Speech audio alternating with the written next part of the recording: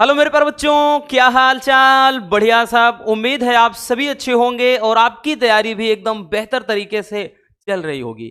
आपकी तैयारी को और भी बेहतर बनाने के लिए फिर से हम हाजिर हो गए एक मज़ेदार वीडियो के साथ। प्यारे बच्चों, आप सभी के बहुत सारे कमेंट्स आ रहे कि जल्द से जल्द वन शॉट को फिनिश किया जाए, तो आज हम बायोलॉजी के 9वें चैप्टर का वन शॉट सॉल्यूशन देखने वाले हैं। बहुत ही सिंपल तरीके से आज इसका पोस्टमार्टम होने वाला है। देखिए भैया, जो 9वां चैप्टर है और 10वां, ये दोनों मिलाकर के एक ही हैं और दोनों से कुल मिलाकर 10 नंबर के क्वेश्चन पूछे जाएंगे। जैव प्रौद्योगिकी, तो 9वें में जैव प्रौद्योगिकी सिद्धांत एवं प्रक्रम पढ़ना है और 10वें चैप्टर में जैव प्रौद्योगिकी तथा उसके अनुप्रयोग के बारे में देखना है। तो दोनों छोटे छोटे चैप्टर है भाई, जब मिल जाएंगे तो बड़े हो ही जाएंगे और यहां से 5 से 6 नंबर का क्वेश्चन आपको दिखाई पड़ेगा। छोटा सा चैप्टर है, तो चलिए देख लेते हैं बहुत ही सिंपल तरीके से। तो भैया आपका चैप्टर ही है जैव प्रौद्योगिकी सिद्धांत एवं प्रक्रम। अब जैव प्रौद्योगिकी में भैया पहला क्वेश्चन ही शुरुआत कर देते हैं हम कि जैव प्रौद्योगिकी या जीनी अभियांत्रिकी या फिर इसी को जीनी इंजीनियरिंग कई नामों से जाना जाता है। ध्यान से समझिएगा, पूछा जाता है भैया और पूछा गया है कि जैव प्रौद्योगिकी क्या है या जीनी अभियांत्रिकी क्या है, या यहां से जीनी इंजीनियरिंग बोल देगा। ठीक है, याद रखना, कुछ भी बोल सकता है, इतना याद रखना। तो जैव प्रौद्योगिकी क्या है, इसको चलिए सिंपल तरीके से समझते हैं। रटने की जरूरत नहीं, बस समझना है। ठीक है, देखिए भैया जैव प्रौद्योगिकी होता क्या है, परिभाषा लिखेंगे भैया कि जैव प्रौद्योगिकी या जीनी अभियांत्रिकी विज्ञान की वो शाखा है जिसके अंतर्गत किसी भी सूक्ष्म जीव, कोशिकीय अवयव यानी कुछ कोशिका का कोई घटक हो, वह अन्य सजीव तंत्र का एक बड़े पैमाने पर यानी बड़े स्तर पर मानव कल्याण के लिए उपयोग किया जाता है। मतलब ये जो जीनी अभियांत्रिकी है ना, जैव प्रौद्योगिकी है ना बच्चों, ये विज्ञान की एक शाखा है। इसके अंतर्गत क्या होता है, सूक्ष्म जीवों का अध्ययन होता है और उन सूक्ष्म जीवों जैसे या फिर कोई कोशिकीय अवयव मान लेते हैं, जैसे डीएनए है, डीएनए में हेर फेर किया जाता है, फिर इसको वांछित जीन को किसी व्यक्ति के शरीर में प्रवेश कराया जाता है, फिर उसके लक्षणों का अध्ययन होता है। तो यही पूरा सिस्टम जो होता है एक बड़े स्तर पर, एक बड़े पैमाने पर किया जाता है। तो वो शाखा यानी जिस विज्ञान के अंदर ये सब कुछ होता है उसी को कहते हैं जीनी अभियांत्रिकी, या फिर बोल दें भैया क्या बोलते हैं, जैव प्रौद्योगिकी बोलते हैं। अब जैव प्रौद्योगिकी की सहायक तकनीकियां कौन कौन सी हैं, इसकी सहायक तकनीकी 2 है बबुआ। ठीक है, अभी की 2024 में बात कर लें तो यहां पर पूछ लिया था इसके तकनीक के बारे में। ठीक, तो पहली तकनीकी है रासायनिक अभियांत्रिकी, लेकिन जो पूछा था वो रासायनिक अभियांत्रिकी नहीं पूछा था। ठीक है, क्या पूछा था अभी बताते हैं। तो भैया जैव प्रौद्योगिकी की सहायक तकनीक में पहला है रासायनिक अभियांत्रिकी। अब देखिए रासायनिक अभियांत्रिकी के अंतर्गत होता क्या है, तो इसमें सूक्ष्म जीवों का, कोई भी सूक्ष्म जीव है उसका कृत्रिम रोगाणु रहित वातावरण में संवर्धन करा के जैव प्रौद्योगिकी उत्पाद प्राप्त करना। मतलब जो सूक्ष्म जीव होते हैं उनको आर्टिफिशियल तरीके से उससे एक प्रोडक्ट तैयार कर देना, नया उत्पाद बना देना, वो आता है भैया रासायनिक अभियांत्रिकी में। जैसे विभिन्न प्रकार के एंटीबायोटिक यानी प्रतिजैविक का निर्माण करना व फिर एंजाइम आदि का निर्माण करना या प्राप्त कर आदि को प्राप्त करना, ये होता है रासायनिक अभियांत्रिकी के अंतर्गत। किसके भैया, तो रासायनिक अभियांत्रिकी के अंतर्गत ये आता है। चलिए इसको स्क्रीनशॉट कर लीजिए।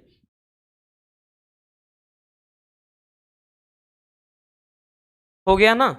चलिए भैया, अब जो पूछा था आनुवांशिक अभियांत्रिकी का उपयोग, क्वेश्चन किया था जैव प्रौद्योगिकी मतलब जीनी अभियांत्रिकी क्या है, और पूछ लिया था कि आनुवांशिक अभियांत्रिकी का उपयोग लिखिए। तो ध्यान समझिए, क्वेश्चन कहां से कर ले कोई नहीं जानता, तो ये क्वेश्चन पूछा था। ठीक है, 24 के अंदर। तो पहला तो भैया सहायक तकनीकी में हमने रासायनिक अभियांत्रिकी देख लिया, दूसरा होता है बबुआ आनुवांशिक अभियांत्रिकी। अब आनुवांशिक यानी जेनेटिक की बात कर दिया है, तो आनुवांशिक में होता क्या है, यहाँ पे जो भी डीएनए होता है उसमें हेर फेर करना, वो पहले भी हम बता चुके हैं। तो भैया आनुवांशिक अभियांत्रिकी क्या है कि आनुवांशिक अभियांत्रिकी का जनक पाल बर्ग नामक वैज्ञानिक को माना जाता है। इसके अंतर्गत जो आनुवांशिक पदार्थ होते हैं लाइक दैट जीन या डीएनए को तोड़ने या फिर जोड़ने का कार्य होता है। यानी इनको डीएनए खंड को अलग करना, फिर इसका यानी प्रतिकृतिकरण करना या आकृतिकरण करना, दोनों होता है। ठीक, तोड़ना जोड़ना दोनों इस मतलब इस शाखा में होता है, यानी आनुवांशिक अभियांत्रिकी। इसमें प्राणी शरीर के बाहर डीएनए में हेर फेर किया जाता है, यानी कोई बदलाव करेंगे, हेर फेर किया जाता है, जिसके फलस्वरूप उस प्राणी की नई आनुवांशिक प्रभेद बनाई जा सकती है तथा नए लक्षण विकसित किए जाते हैं। क्योंकि हेर फेर करेंगे उसको फिर किसी व्यक्ति के या किसी अन्य जीव के शरीर में जब प्रवेश कराएंगे, यानी प्रवेश कराएंगे, तो ये जो जीन होगा या नया डीएनए होगा अपने तरीके से काम करेगा, तो उसके लक्षणों का अध्ययन इसमें होता है। ठीक है, समझ में आ गया कि भैया आनुवांशिक अभियांत्रिकी क्या होता है। चलिए बबुआ इसको भी जल्दी से स्क्रीनशॉट कर लीजिए।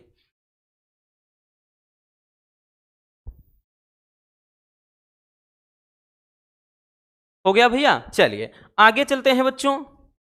अगला क्वेश्चन, अब ये क्वेश्चन 5 नंबर वाला है, याद रखना। तो वेरी वेरी इंपॉर्टेंट अपन बोलेंगे, और सिंपल तरीके से हमने लिखा है भैया, बहुत ज्यादा कुछ डिफिकल्ट है नहीं।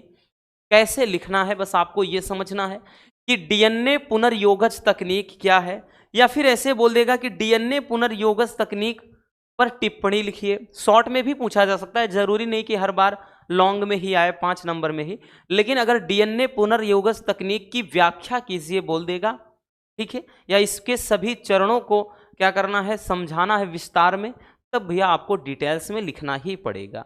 ठीक है, तो चाहे टिप्पणी की तरह पूछे चाहे व्याख्या पूछे, ध्यान से समझिएगा। तो डीएनए पुनर्योगज तकनीक के बारे में समझना है क्या होता है। तो देखिए डीएनए पुनर्योगज तकनीक है क्या, तो किसी जीव से प्राप्त वांछित डीएनए को, वांछित बोले तो लीगल डीएनए, ठीक है, वांछित डीएनए को पोषद के, यानी कोई अन्य है जिसको जरूरत है, कोई अन्य प्राणी है जिसमें इसको प्रवेश कराना है, पोषद के डीएनए से जोड़कर कोई वांछित उत्पाद को प्राप्त करना डीएनए पुनर्योगज तकनीक कहलाता है। यानी डीएनए पुनर्योगज तकनीक में होता क्या है कि किसी जीव से प्राप्त कोई डीएनए हो, किसी जीव से आपने प्राप्त किया है, मतलब प्राप्त किया जाता है, और इसको किसी पोषद के, यानी कोई अन्य जो घटक है दूसरा जिसमें प्रविष्ट कराना है, इसको प्रवेश कराना है, उसके डीएनए से जोड़ करके एक नया वांछित उत्पाद तैयार करना, ये किसके अंतर्गत आता है, डीएनए पुनर्योगज तकनीक के अंतर्गत आता है। ठीक है, और यह तकनीक निम्नलिखित चरणों में पूरी होती है, मतलब इसका प्रोसेस पूरा क्या होता है, किस तरह से इसमें प्रतिलिपियां तैयार की जाती हैं या नए वांछित उत्पाद कैसे बनाए जाते हैं। चलिए एक एक करके समझते हैं, बहुत डिफिकल्ट नहीं है, फिगर वगैरह कुछ नहीं जरूरत है यहाँ पर। देखिए भैया, पहला है वांछित जीन का विलगन। विलगन का मतलब ही होता है बबुआ अलग करना। क्या होता है, यहां से अलग करना, ठीक है, विलगन यानी अलग करना।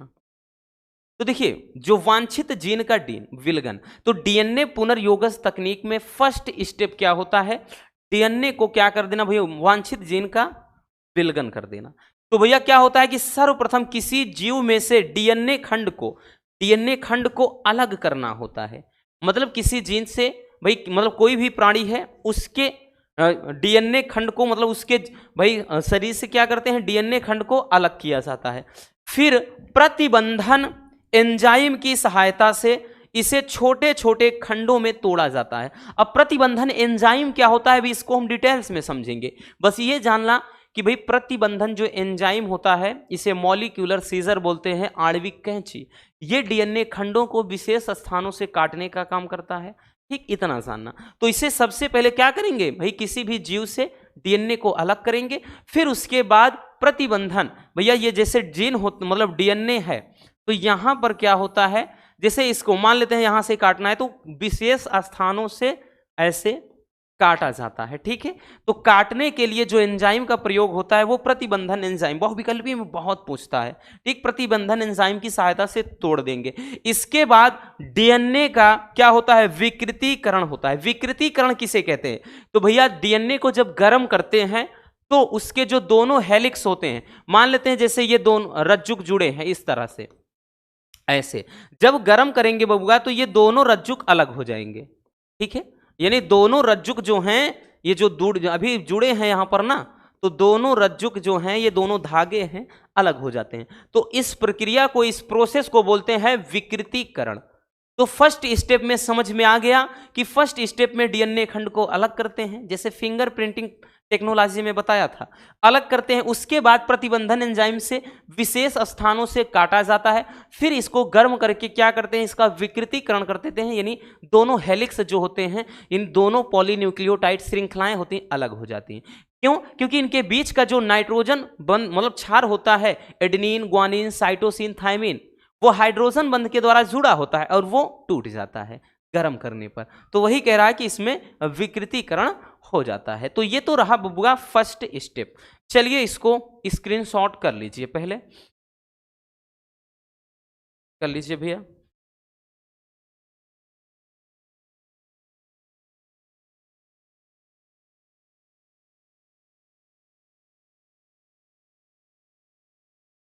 हो गया ना? चलिए अगला प्रोसेस भैया, दूसरे स्टेप में होता क्या है बबुआ? देखिए दूसरे स्टेप में क्या होता है, दूसरा स्टेप है वाहक डीएनए अणु का चयन। वाहक डीएनए अणु का चयन करते हैं। सेकेंड स्टेप में क्या होता है, इसके अंतर्गत किसी वांछित जीन को किसी अन्य जीवों के मतलब जीव के साथ डीएनए खंड को जोड़ करके पुनर्योगज डीएनए अणु का निर्माण करते हैं। ठीक, यानी वाहक डीएनए अणु का चयन, इसके अंतर्गत क्या होता है, सिर्फ इतना होता है कि भाई दूसरे स्टेप में किसी वांछित जीन को, मतलब जो लीगल जीन होता है, उसको किसी अन्य जीव के साथ, यानी जो पोषद होता है दूसरा अन्य जीव, उसके कह रहा है डीएनए खंड को जोड़कर, भाई क्योंकि जब गर्म करते हैं अलग हो जाता है, और फिर से पोषद का जो डीएनए खंड होता है उसके पास लाएंगे, और जब ठंडा करते हैं तो दोनों हेलिक्स फिर जुड़ जाते हैं। तो भैया यहां जोड़कर एक पुनर्योगज डीएनए अणु तैयार किया जाता है। ठीक है, सेकेंड स्टेप में। थर्ड स्टेप क्या होता है, तीसरा स्टेप, पुनर्योगज डीएनए को पोषद जीवाणु के अंदर प्रवेश कराना।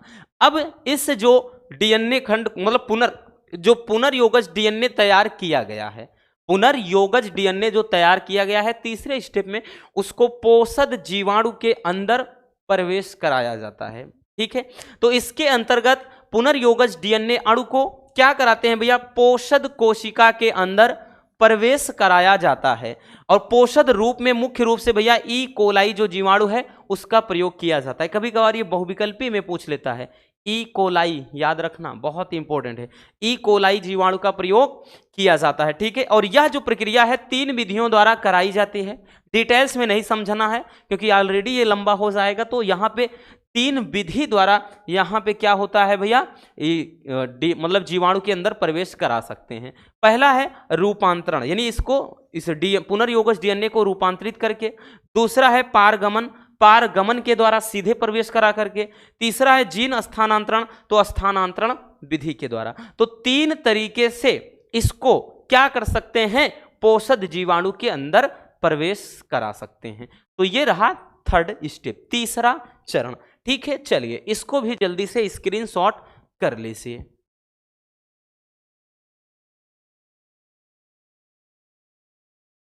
हो गया भैया? चलिए अब देखते हैं बच्चों आगे।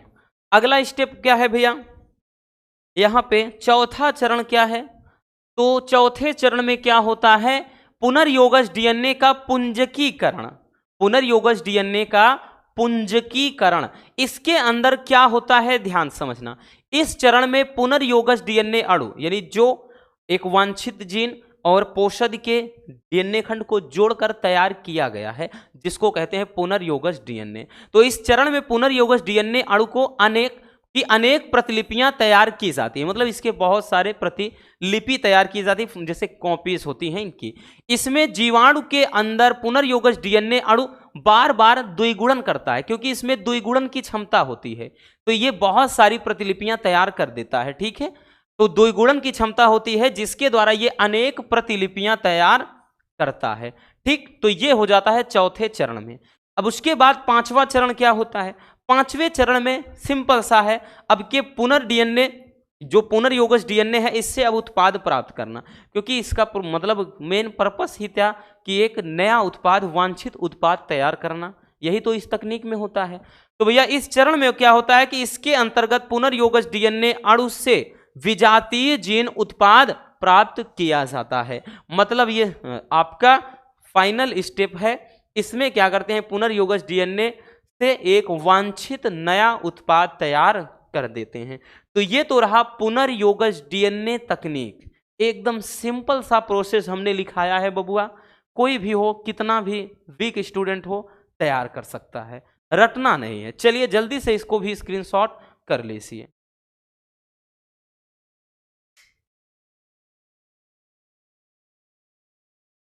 हो गया ना। चलिए आगे चलते हैं। ध्यान देना, ये तो और भी ज्यादा इंपॉर्टेंट है, इस चैप्टर का one of the most important topic. तो वेरी वेरी इंपॉर्टेंट बोलेंगे अपन बच्चों इसको। देखिए ये शॉर्ट में भी पूछा जाता है बबुआ, यानी ये टॉपिक आपका जनरली 2 नंबर में भी पूछा जाता है और 3 नंबर में भी। ज्यादातर तो ये 3 नंबर में दिखाई पड़ा है, 2 नंबर में जब पूछेगा छोटा सा लिखना है, बट 3 नंबर भाई हम पूरा छोटे के हिसाब से नहीं, पूरा एकदम डिटेल्स में चलेंगे। पीसीआर या पॉलीमरेज चेन रिएक्शन जिसको बोलते हैं, पॉलीमरेज श्रृंखला अभिक्रिया की व्याख्या कीजिए। और ये हर साल पूछता है, चाहे किसी भी ईयर का पेपर उठा के आप देख लो, हर साल आया है। ठीक है, पीसीआर डायरेक्टली बोल देगा कि पीसीआर पर संक्षिप्त टिप्पणी लिखिए, हिंदी में ही पीसीआर लिख देगा। नहीं तो पीसीआर ना लिखेगा तो पॉलीमरेज श्रृंखला अभिक्रिया की व्याख्या करना है। देखिए पीसीआर होता क्या है, पॉलीमरेज चेन रिएक्शन। तो भैया इसके अंतर्गत वांछित जीन खंड की अनेक प्रतिलिपियां, यानी इसके द्वारा भी अनेक प्रतिलिपियां, ठीक, जीन की तैयार की जा सकती हैं। और इस अभिक्रिया में सर्वाधिक प्रयोग में जो लाया जाने वाला एंजाइम है वो डीएनए पॉलीमरेज है। कौन है? डीएनए पॉलीमरेज है। इस तकनीक की खोज कैरी मुलिस नामक वैज्ञानिक ने की थी। तो ये तो रहा पीसीआर होता क्या है। पीसीआर का मतलब क्या, 1 नंबर में भी कभी कभार पूछ लेता है। तो बस इतना ध्यान देना है कि भैया जो पीसीआर होता है इसके अंतर्गत वांछित जीन खंड की अनेक प्रतिलिपियां, जैसे होता है ना कि फोटोकॉपी तैयार करना, तो अनेक प्रतिलिपियां तैयार की जा सकती हैं। ठीक है, और इनमें सबसे अधिक उपयोग में लाया जाने वाला एंजाइम क्या है? डीएनए पॉलीमरेज है। ठीक है, वो विकल्पी में भी पूछता है। भैया इसकी खोज कैरी मुलिस नामक वैज्ञानिक ने की थी। और पीसीआर में 3 स्टेप होते हैं। पीसीआर ये जो पॉलीमरेज चेन रिएक्शन है, यानी किस तरह से इसमें प्रतिलिपियां तैयार की जाती हैं, इसको अपन 3 चरणों में डिवाइड करेंगे। फर्स्ट स्टेप होता है विकृतीकरण का। क्या होता है? विकृतीकरण का। अभी इसके पहले थोड़ा सा हमने समझाया था कि जैसे ये डीएनए खंड है, मतलब ये डीएनए है, ये क्या है भैया? डीएनए। अब इसको अगर हम गर्म कर देंगे, क्या कर देंगे? गर्म। जब इसको गर्म करते हैं लगभग 95 डिग्री तक, तो ये जो होता है, ध्यान देना, इसको थोड़ा ऐसे समझाएंगे तो ज़्यादा समझ में आएगा।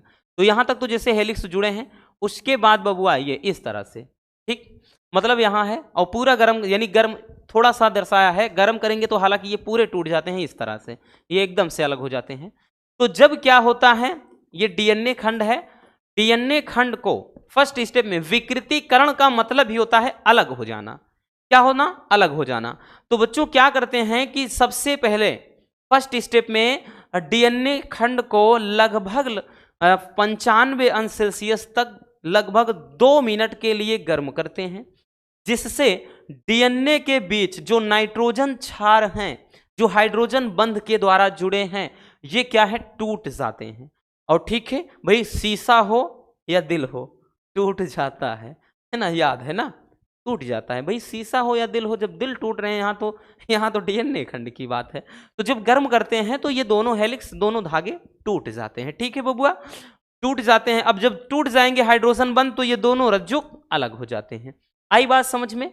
तो लिखना क्या है बबुआ कि इस चरण के अंतर्गत डीएनए रज्जु को 2 मिनट के लिए लगभग 95 अंश सेल्सियस तक अपन जब गर्म करते हैं, तो डीएनए में उपस्थित जो हाइड्रोजन बंध हैं, हाइड्रोजन बंध भाई वही क्या करता है? नाइट्रोजन क्षार को बांधे रखता है। ठीक है, वो दोनों मतलब हाइड्रोजन बंध टूट जाएंगे, जिससे डीएनए के जो रज्जुक होते हैं अलग। रज्जुक का मतलब यही धागे, ये वाला ऊपर का और ये वाला, ठीक है, दोनों धागे, ठीक, इनके बीच ये नाइट्रोजन क्षार है, तो ये अलग हो जाएगा। ठीक, तो ये फर्स्ट स्टेप में होता है। चलिए पहले इसको इतना स्क्रीनशॉट कर लीजिए बबुआ।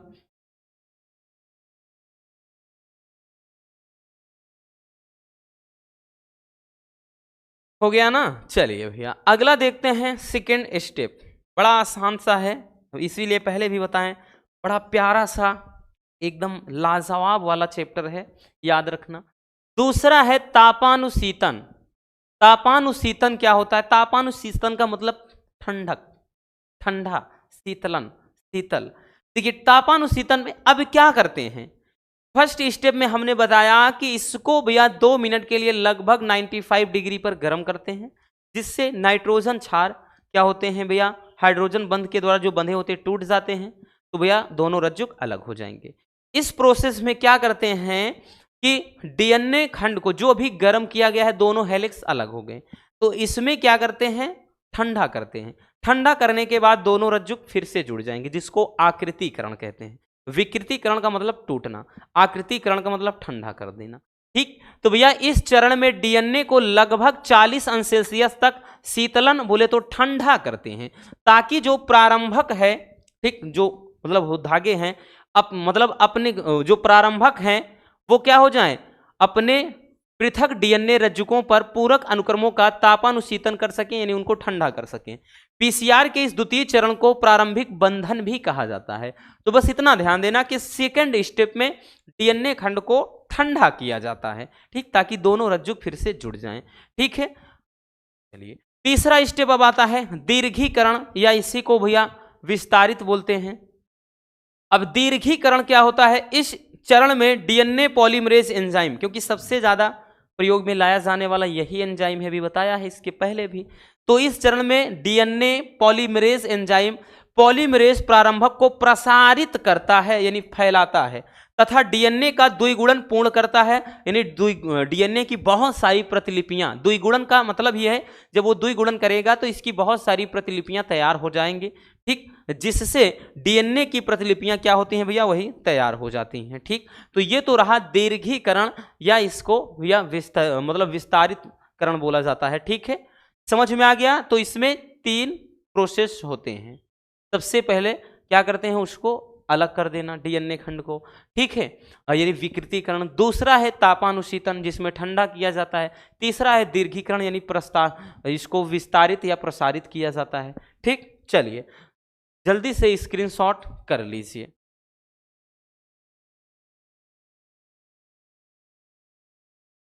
हो गया ना भैया। चलिए अब चलते हैं बबुआ आगे।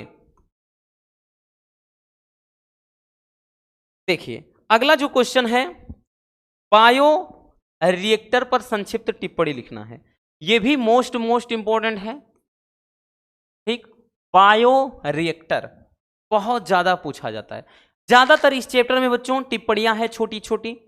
तो बायो रिएक्टर है क्या, बायो रिएक्टर किसे कहते हैं, ध्यान से समझना।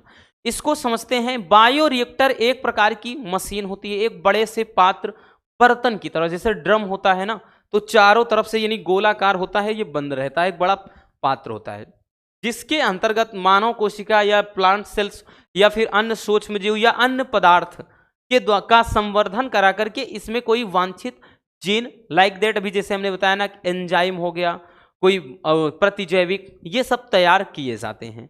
तो बायो रिएक्टर क्या है, ये मतलब एक बायो रिएक्टर एक बड़ा सा पात्र होता है, यानी एक मशीनरी सिस्टम होता है। ठीक, तो यहां समझेंगे, लिखेंगे कैसे बबुआ, कि बायो रिएक्टर व्यावसायिक दृष्टि से वांछित उत्पाद, अभी बताया ना कि कोई प्रोडक्ट वांछित उत्पाद, जैसे हमने बताया एंजाइम हो गया, आपका प्रतिजैविक है, ये सब तैयार किया जाता है।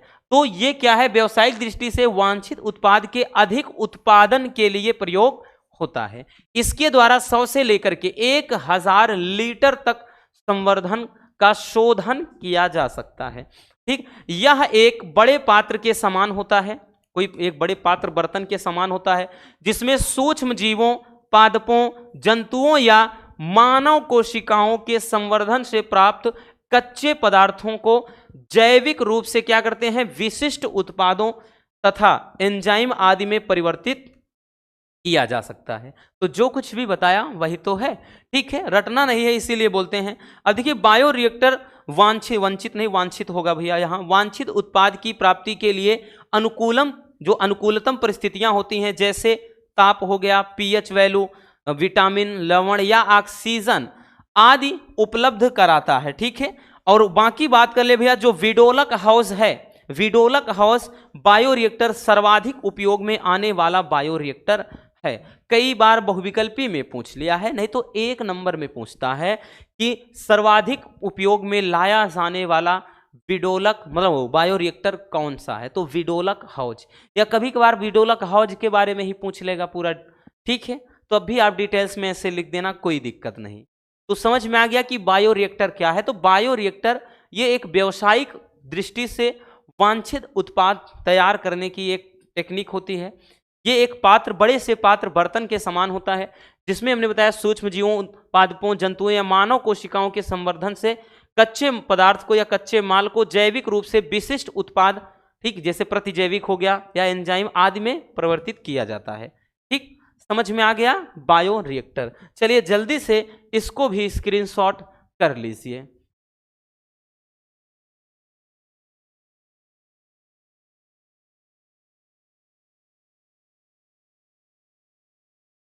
हो गया ना भैया, आगे चलते हैं बबुआ। आगे देखिए प्रतिबंधन एंजाइम पर संक्षिप्त टिप्पणी। अब देखिए जितनी भी आ रही हैं सब टिप्पणियां हैं, ये भी तो बच्चों वेरी वेरी इंपॉर्टेंट है, ठीक, वेरी वेरी इंपॉर्टेंट। अभी इसके पहले भी प्रतिबंधन एंजाइम के बारे में थोड़ा देखा कि इसी के द्वारा काटा दिया था, ठीक। प्रतिबंधन एंजाइम होता क्या है, तो देखिए हमने बताया कि जैसे ये डीएनए है, डीएनए है भैया, तो डीएनए को अभी बताया कि डीएनए के जो हेलिक्स होते हैं इसके बीच में भैया नाइट्रोजन क्षार होते हैं, ठीक है, ध्यान देना। तो नाइट्रोजन क्षार होते हैं, ठीक, नाइट्रोजन क्षार के द्वारा ये बंधे रहेंगे, ठीक है। नाइट्रोजन क्षार के द्वारा ये डीएनए के जो रज्जुक हैं बंधे होते हैं, और वो हाइड्रोजन बंध से नाइट्रोजन क्षार जुड़े रहते हैं एक दूसरे में, जिसमें एडेनिन, ग्वानिन, साइटोसिन, थायमिन होता है। तो भैया डीएनए को ये कुछ विशिष्ट स्थानों से, जैसे हमने बताया ना कि यहां से काट देना है या फिर ऐसे, मतलब हर जगह से नहीं, चाहे जहां से, जिस स्थान से काटा जाता है उस भाग को पैलिंड्रोम कहा जाता है। क्या कहा जाता है? पैलिंड्रोम, ठीक, पैलिंड्रोम कहते हैं उस स्थान को जिस जिस स्थान से काटते हैं। तो भैया ध्यान देना, जो प्रतिबंधन एंजाइम होता है, ये जो होता है कि भैया अगर हम बात कर लें तो ये आनुवांशिक अभियांत्रिकी या जीनी अभियांत्रिकी, जो शुरू में बताया गया, आनुवांशिक अभियांत्रिकी में सबसे ज्यादा प्रयोग होने वाला एंजाइम कौन सा है, तो प्रतिबंधन एंडोन्यूक्लिएज एंजाइम है। इसी को मॉलिक्यूलर सीजर कहा जाता है, आणविक कैंची या आणविक चाकू कहते हैं। क्यों? क्योंकि ये डीएनए को कुछ विशेष स्थानों से काट देता है, ठीक, विशेष स्थानों से काटता है, और जिस स्थान पर काटता है भैया पैलिंड्रोम उस भाग को कहा जाता है। अब ये काटता है तो इसका विकृतीकरण होगा, फिर इसी किसी पोषक के यानी दूसरे जीव के भैया क्या है, डीएनए से इसका क्या कराएंगे भैया, पहले विलगन होगा, फिर आकृतिकरण कराते हैं, फिर उससे एक वांछित जीन तैयार करते हैं। तो डीएनए में हेर फेर हुआ ना, इसके द्वारा करते क्या, डीएनए में हेर फेर कर देंगे, तो कोई वांछित जीन तैयार करेंगे, किसी दूसरे कुछ मतलब कुछ शरीर में प्रवेश कराया जाएगा, तो ये जीन उस शरीर में अपने हिसाब से भैया काम करेगा, जितना ज्यादा स्वस्थ होगा उतना ज्यादा अच्छे से काम करेगा। तो समझ में आ गया कि प्रतिबंधन एंजाइम है क्या। तो प्रतिबंधन एंडोन्यूक्लिएज, भैया इसका नाम है प्रतिबंधन एंडोन्यूक्लिएज एंजाइम, आनुवांशिक अभियांत्रिकी की सबसे महत्वपूर्ण एंजाइम है। इसको आणविक कैंची या आणविक चाकू, बोला ना कि मॉलिक्यूलर सीजर कहा जाता है, आणविक कैंची या आणविक चाकू कहते हैं, क्योंकि ये डीएनए को विशेष स्थानों से काटने या अलग करने का काम करते हैं, जैसे बताया भैया, ठीक। तो इसकी खोज आर्बर नामक वैज्ञानिक ने की थी, और ये जो जीवाणु, ये जीवाणु द्वारा प्रतिरक्षा साधन के रूप में संश्लेषित होते हैं, और विशिष्ट एंडो जो न्यूक्लियस हैं द्विरज्जुकी डीएनए को सीमित स्थानों पर काटते हैं। हमने बताया ना कि ऐसे नहीं, चाहे जहां से, ये कुछ विशेष स्थान पर काटते हैं, जहां जिसको भैया पैलिंड्रोम कहा जाता है, यानी जिस स्थान पर काट देते हैं, ठीक। तो ये हो जाएगा डीएनए सॉरी प्रतिबंधन एंजाइम, या इसे बोल देगा कि भैया आणविक कैंची पर संक्षिप्त टिप्पणी लिखो, तो आणविक कैंची के बारे में पूछ लेगा। चलिए जल्दी से इसको भी स्क्रीनशॉट कर लीजिए।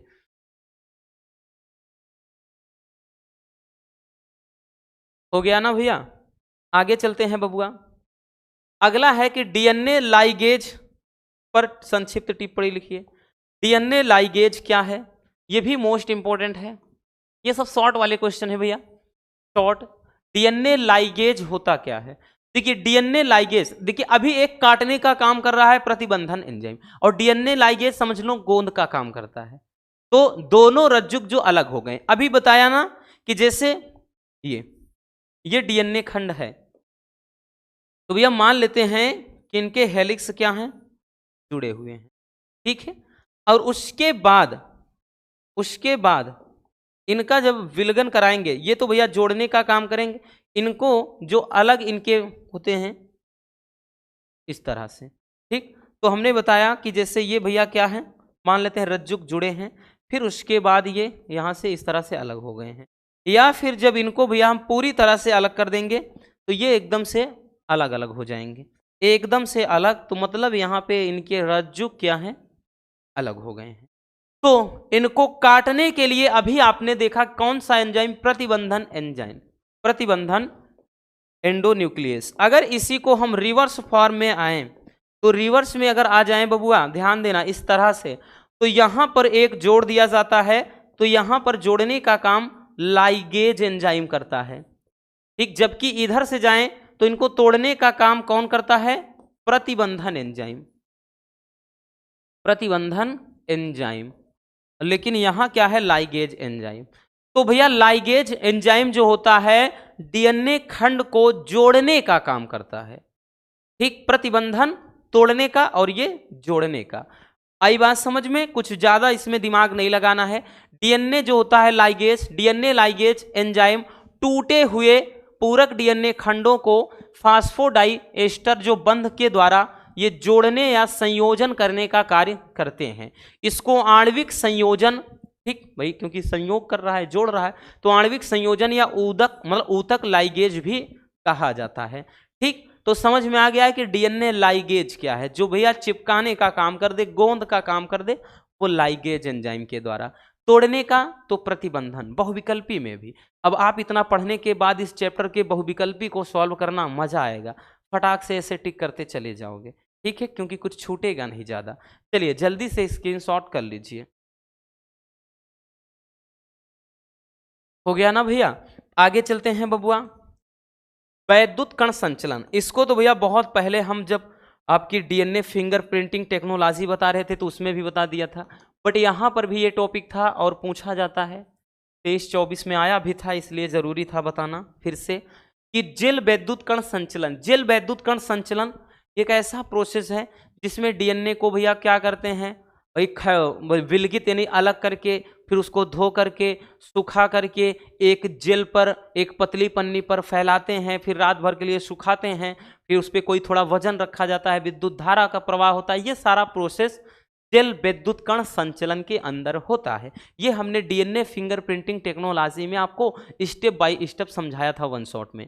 नहीं भी देखा है डोंट वरी, फिर से हम समझ लेते हैं। देखिए जेल विद्युत कण संचलन क्या है, जेल का मतलब इसी जेल का प्रयोग किया जाता है। अब वैद्युत कण संचलन है तो भैया यानी विद्युत धारा का प्रवाह होता है, ठीक है। देखिए जेल विद्युत कण संचलन एक पृथक्करण तकनीक है, पृथक्करण वही अलग करने की भी बताया ना, ठीक, जिसके द्वारा डीएनए खंडों को पृथक किया जाता है यानी अलग किया जाता है। इसमें डीएनए के कटे खंडों को एक एगारोज जो जेल होता है, एगारोज जेल युक्त एक पतली जिलेटिन, जो एल्बुमिन जिलेटिन गोंद होता है ना, जिलेटिन की पट्टी पर इसको क्या करते हैं, मतलब फैलाया जाता है, ठीक, सुख रख देते हैं, ठीक, तथा बफर विलयन से इसको ढक दिया जाता है। इतना समझ में आया कि सबसे पहले डीएनए खंड को क्या किया जाता है, अलग किया जाता है, फिर उसके कटे हुए डीएनए को एगारोज जेल युक्त एक पतली पन्नी जिलेटिन की पन्नी पर रख देते हैं, फिर बफर विलयन से ढक दिया जाता है, ठीक है। अब इसमें विद्युत का प्रवाह किया जाता है यानी धारा का प्रवाह करते हैं, और डीएनए अणु में प्रत्येक न्यूक्लियोटाइड में एक ऋण आवेशित फास्फेट समूह होता है। क्योंकि भाई देखिए जो भी डीएनए होता है तो डीएनए में इसमें ध्यान देना, ये जो रज्जुक होते हैं इसमें फास्फेट और शर्करा समूह एकांतर क्रम में जुड़े होते हैं, और ये हमने वाटसन तथा क्रिक सिद्धांत में आपको समझाया था। तो इसमें होता क्या है, वही चीज कह रहा है कि डीएनए अणु में प्रत्येक न्यूक्लियोटाइड में एक ऋण आवेशित फास्फेट समूह होता है, ठीक, ऋण आवेशित। इसलिए डीएनए के एनोड ठीक धनात्मक इलेक्ट्रोड की ओर क्या करते हैं भैया, आकर्षित हो जाएंगे। भाई प्लस वाला माइनस की तरफ जाएगा, जाहिर सी बात है, आकर्षित हो जाते हैं तथा ये अलग हो जाते हैं, ठीक है। अंत में धारा का जो प्रवाह है वो रोक दिया जाता है। इस पूरी प्रक्रिया को ही वैद्युत मतलब जल विद्युत कण संचलन कहा जाता है, ठीक। तो ये जल विद्युत कण संचलन क्या है आपको समझ में आ गया होगा, बहुत डिफिकल्ट नहीं है ना, तो बहुत ज्यादा इसमें दिमाग लगाना है आपको, ठीक है। ठंडे दिमाग से मजे में समझना है बस। चलिए जल्दी से इसको भी स्क्रीनशॉट कर लीजिए।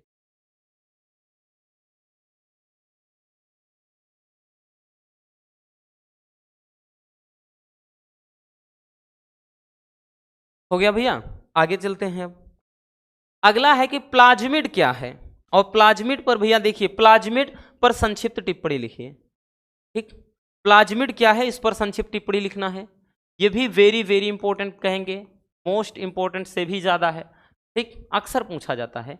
प्लाज्मिड पर संक्षिप्त टिप्पणी लिखिए। प्लाज्मिड है क्या, देखिए भैया, यह जीवाणु के अतिरिक्त डीएनए की एक इकाई होती है, जीवाणु के अतिरिक्त डीएनए की एक इकाई होती है, जो प्रमुख गुणसूत्र डीएनए से स्वतंत्र रूप से ये अलग होते हैं, ठीक। और यह जीन अभियांत्रिकी में, जीनी अभियांत्रिकी में सबसे अधिक प्रयोग में लाया जाने वाला वाहक होता है, और सबसे अधिक उपयोग में जो लाया जाता है उसका नाम है PBr 322, ठीक है, PBr 322। इसमें एक नंबर में भी पूछ लेता है कि सबसे अधिक उपयोग में लाया जाने वाला जो वाहक मतलब ये प्लाज्मिड होता है वो क्या है, PBr 322। बहुविकल्पी में भी पूछता है, या कभी कभार पूछेगा PBr 322 के बारे में, तो ध्यान देना, फिर आप वही लिख सकते हो कि यह जीवाणु के अतिरिक्त डीएनए की एक इकाई होती है, जो प्रमुख गुणसूत्री डीएनए से अलग होता है स्वतंत्र रूप से, और यह जीनी अभियांत्रिकी में सबसे अधिक प्रयोग में लाया जाने वाला एक वाहक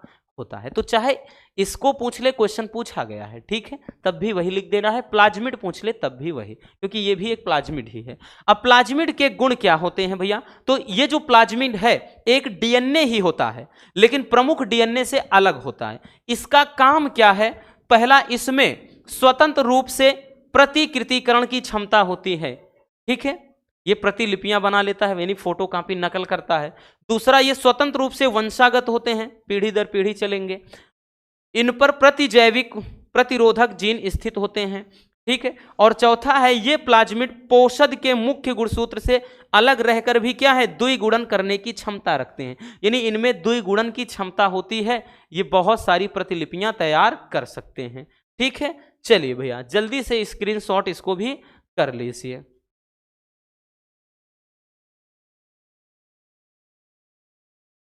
हो गया बच्चों, तो बस आज के इस वीडियो में इतना ही। बहुत लेंदी सा भैया, बहुत ज़्यादा लंबा चैप्टर नहीं था। हमने पहले भी बताया कि ये चैप्टर 2 पार्ट में डिवाइड है, तो एक पार्ट आज हो गया, फिर जो चैप्टर 10 यानी 10वें चैप्टर में इसका पार्ट 2 होगा, यानी जैव प्रौद्योगिकी तथा उसके अनुप्रयोग।